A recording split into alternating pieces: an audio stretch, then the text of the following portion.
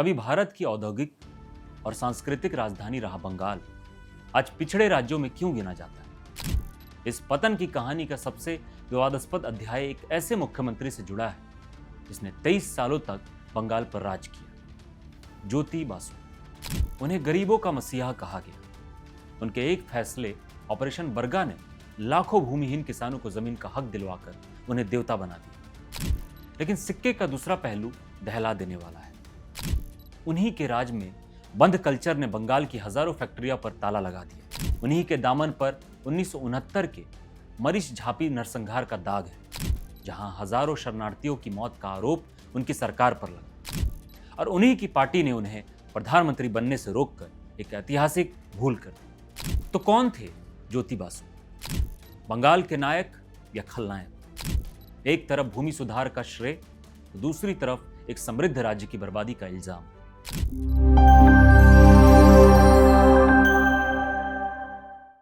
क्या आप जानते हैं कि वो बंगाल जो कभी भारत के औद्योगिक, आर्थिक और सांस्कृतिक राजधानी कहलाता था, आज पिछड़े राज्यों में क्यों गिना जाता है?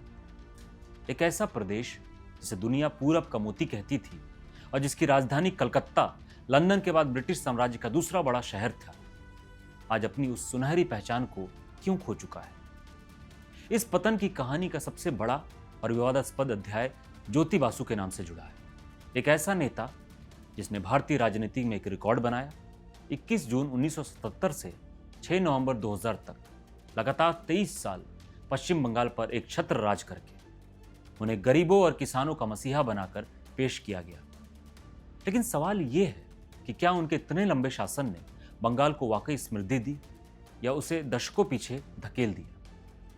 ये कहानी है एक ऐसे नेता की जिसकी विरासत में एक तरफ ऐतिहासिक भूमि सुधार का श्रेय है, तो दूसरी तरफ हजारों बेगुनाहों के नरसंहार का गहरा और अनमिट दाग भी है। उनके सबसे क्रांतिकारी कदमों में से एक ऑपरेशन बरगा ने रातों रात लाखों भूमिहीन किसानों को जमीन पर उनका कानूनी हक दिलाया। इसे एक फैसले ने उन्हें बंगाल के ग्रामीण इलाकों में एक देवता समान बना दिया। लेकिन सिक्के का दूसरा पहलू उतना ही भयानक और अस्याय है। उन्हीं के शासन में शुरू हुई हड़ताल और बंद कल्चर की राजनीति ने बंगाल के उद्योगों पर ऐसा ताला लगाया कि हजारों फैक्ट्रियां हमेशा के लिए बंद हो गई और राज्य में नया निवेश आना एक सपना बनकर रह गया। इतना ही नहीं, राजनीतिक विरोध की हर आवाज को बेरहमी से कुचला दिया गया। इसका सबसे क्रूर अध्याय 1969 का मरीच झापी नरसंहार था, जहां सुंदरबन के एक टापू पर बसे हजारों शरणार्थियों की मौत का आरोप सीधे ज्योति बासु की सरकार पर लगा। यही विरोधाभास ज्योति बासु की विरासत को भारतीय इतिहास का सबसे जटिल और विवादित पन्ना बना देता है। ज्योति बासु की कहानी को समझने के लिए हमें 1977 के उस दौर में लौटना होगा जब उन्होंने पश्चिम बंगाल के मुख्यमंत्री का पद संभाला। उस वक्त बंगाल के गांव सदियों पुरानी जमींदारी प्रथा की जकड़ में थी। लाखों किसान, जिन्हें बरगादार या बटाईदार कहा जाता था, पीढ़ियों से दूसरों की जमीन पर खून पसीना बहाते थे और बदले में अपनी ही मेहनत की उपज का एक बड़ा हिस्सा जमींदार को देने पर मजबूर थे। उनके पास कोई कानूनी अधिकार नहीं था। जमींदार जब चाहता उन्हें जमीन से बेदखल कर सकता था। इसी सामाजिक अन्याय के अंधेरे में ज्योति बासु की वामपंथी सरकार ऑपरेशन बरगा नाम की एक क्रांति लेकर आई। ये सिर्फ एक सरकारी योजना नहीं थी, बल्कि बंगाल के सामंती ढांचे पर एक सीधी चोट थी। इसका एकमात्र लक्ष्य था हर बटाईदार का नाम सरकारी रिकॉर्ड में दर्ज कराना, ताकि उन्हें जमीन जोतने का कानूनी और वंशानुगत अधिकार मिल सके। सरकारी अधिकारी और पार्टी कार्यकर्ता गांव-गांव जाकर इन डरे सहमे भूमिहीन किसानों की पहचान करते और उनके नाम दर्ज करते। इस एक कदम ने उन्हें जमीन से बेदखली के डर से हमेशा के लिए आज़ाद कर दिया और यह सुनिश्चित किया कि उनकी उपज का एक बड़ा और निश्चित हिस्सा अब उन्हीं का होगा। इस एक फैसले ने बंगाल के ग्रामीण समाज का पूरी समीकरण ही पलट दिया। लाखों गरीब परिवारों के लिए ज्योति बासु वो मसीहा बन गए जिसने उन्हें सदियों की गुलामी से निकालकर सम्मान और सुरक्षा की जिंदगी दी। इसी भूमि सुधार कार्यक्रम ने वामपंथी मोर्चे के लिए एक ऐसा अटूट वोट बैंक तैयार किया जो अगले 34 सालों तक उनके साथ चट्टान की तरह खड़ा रहा।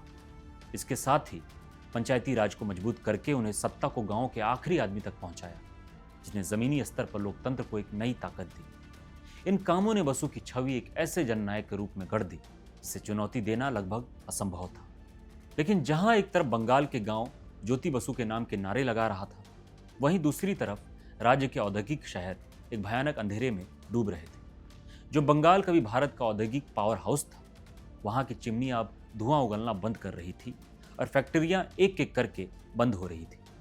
आपको जानकर हैरानी होगी कि आज़ादी के समय भारत के कुल औद्योगिक उत्पादन में बंगाल की हिस्सेदारी लगभग 30% थी, जो ज्योति बसु के शासन के अंत तक लुढ़क कर महज 3.5% पर आ गई। इस औद्योगिक बर्बादी की सबसे बड़ी वजह बनी बसु सरकार की नीतियां और उनकी आक्रामक ट्रेड यूनियन राजनीति। मजदूरों के अधिकारों के नाम पर हड़तालों और बंद कल्चर को संस्थागत बना दिया गया। बंद यानी एक ऐसा आह्वान जिस पर पूरा राज्य थम जाता है। ट्रेनें, बसें, दफ्तर, बाजार सब बंद। ये आए दिनों की बात हो गई। फैक्ट्रियों में घेराव एक आम हथियार बन गया, जहां मैनेजमेंट के अधिकारियों को उग्र मजदूर घंटों या दिनों तक बंधक बनाकर रखते थे। इस अराजक माहौल में किसी भी उद्योगपति के लिए काम करना नामुमकिन हो गया। इसका नतीजा ये हुआ कि बंगाल से उद्योगों का एक बड़ा पलायन शुरू हो गया। टाटा, बिरला और डालमिया जैसे देश के सबसे बड़े औद्योगिक घरानों ने अपना कारोबार और निवेश दूसरे राज्यों में शिफ्ट करना शुरू कर दिया। जो जूट मिलें और इंजीनियरिंग कंपनियां कभी बंगाल की अर्थव्यवस्था की रीढ़ हुआ करती थी, उन पर ताले लटकने लगे। एक रिपोर्ट के मुताबिक वामपंथी शासन के 34 साल में लगभग 65,000 छोटे बड़े कारखाना बंद हुए, जिसमें लाखों पढ़े लिखे और कुशल कामगार सड़क पर आ गए। जिस राज्य की प्रति व्यक्ति आय 1960 में महाराष्ट्र से भी ज्यादा हुआ करती थी, अब वो विकास की दौड़ में मीलों पीछे छूट चुका था। ज्योति बसु के शासन की एक और स्याह सच्चाई थी राजनीतिक विरोध की हर आवाज को बेरहमी से कुचल देना। बंगाल में राजनीतिक हिंसा को एक संस्थागत रूप दे दिया गया। जो भी वामपंथी सरकार की नीतियों के खिलाफ आवाज उठाता, उसे बलपूर्वक चुप करा दिया जाता। इसका सबसे बड़ा उदाहरण 1990 के दशक में एक युवा नेता के तौर पर उभर रही ममता बनर्जी के साथ हुई घटनाएं हैं। 16 अगस्त 1990 को एक रैली के दौरान उन पर जानलेवा हमला किया गया, जिसमें उनके सर पर गंभीर चोटें आईं और उनकी खोपड़ी फ्रैक्चर हो गई। इस हमले का विरोध सीधे तौर पर वामपंथी दल के कार्यकर्ताओं पर लगा। यह हिंसा यहीं नहीं रुकी। 21 जुलाई 1993 को जब युवा कांग्रेस की अध्यक्ष Mamata Banerjee voter ID card को अनिवार्य बनाने की मांग को लेकर राइट्स बिल्डिंग की ओर एक मार्च का नेतृत्व कर रही थी, तब पुलिस ने प्रदर्शनकारियों पर अंधाधुंध गोलियां चला दी। इस गोलीबारी में 13 कांग्रेस कार्यकर्ताओं की मौत हो गई और सैकड़ों घायल हो गए। इस घटना ने पूरे देश को झकझोर कर रख दिया और बसु सरकार पर राजनीतिक विरोध को खत्म करने के लिए क्रूरता की हदें पार करने के आरोप लगे। इन घटनाओं ने बंगाल की राजनीति में हिंसा की एक ऐसी संस्कृति को जन्म दिया जिसका असर आज भी महसूस किया जाता है। ज्योति बसु की विरासत पर लगा सबसे गहरा और कभी न मिटने वाला दाग 1969 के मरीच झापी नरसंहार का है। यह उन बदनसीब बंगाली दलित हिंदू शरणार्थियों की कहानी है जो 1971 के बांग्लादेश मुक्ति संग्राम के बाद अत्याचारों से बचकर भारत आए थे। तत्कालीन भारत सरकार ने उन्हें बंगाल की बजाय मध्य भारत के दंड कारण्य के पथरीले और बंजर कैंपों में बसा दिया, जहां ना पीने को पर्याप्त पानी था, न जीने लायक माहौल। जब वामपंथी दल विपक्ष में थे तो उन्होंने इन शरणार्थियों से बार बार वादा किया था कि अगर वे सत्ता में आए तो उन्हें वापस उनके घर यानी बंगाल में बसाएंगे। वामपंथियों के इसी वादे पर भरोसा करके 1978 में लगभग 40,000 शरणार्थी दंड कारण्य से निकलकर सुंदरबन के एक वीरान द्वीप मरीच झापी पर आकर बस गए। उन्होंने अपनी अविश्वसनीय मेहनत से उस दलदली जमीन को रहने और खेती लायक बनाया। वहां घर, स्कूल और छोटे छोटे बाजार खड़े कर लिए और मछली पकड़कर एक आत्मनिर्भर समाज की नींव रखी। लेकिन सत्ता में आते ही ज्योति बसु की सरकार अपनी वादे से मुकर गई। सरकार ने उन्हें अवैध कब्जाधारी घोषित किया और द्वीप खाली करने का फरमान सुना दिया। जब उन बेसहारा शरणार्थियों ने वहां से हटने से इनकार कर दिया तो बसु सरकार ने एक क्रूर कदम उठाया। पूरी द्वीप की आर्थिक नाकेबंदी कर दी गई। राशन, पीने का पानी, दवाएं सब कुछ रोक दिया गया। प्रत्यक्षदर्शियों और कई रिपोर्ट्स के अनुसार भूखमरी और बीमारी से बच्चे और बूढ़े मरने लगे। और फिर आई 31 जनवरी 1969 की वो तारीख जब पुलिस ने द्वीप को चारों तरफ से घेर कर निहत्थे शरणार्थियों पर अंधाधुंध गोलियां बरसाई।